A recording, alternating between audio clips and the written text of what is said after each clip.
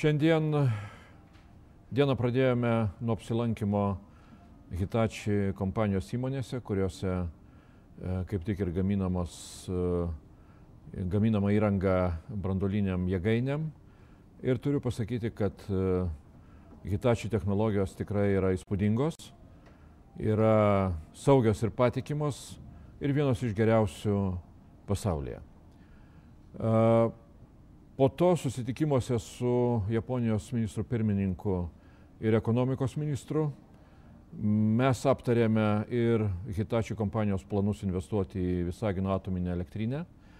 Ir galima konstatuoti, kad Japonijos vyriausybė visokiojopai remia šiuos Hitachi kompanijos planus, įskaitant ir Japonijos vyriausybės galimybės jų valdomais finansiniais instrumentais paremti Hitachi kompanijos technologijos eksportą į Lietuvą. Galima konstatuoti, kad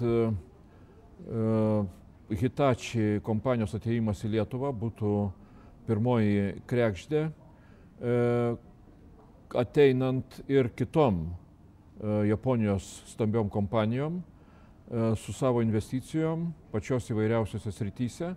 Ir tą girdėjome ne vieną kartą kalbėdamiesi su Japonijos vyriausybės atstovais.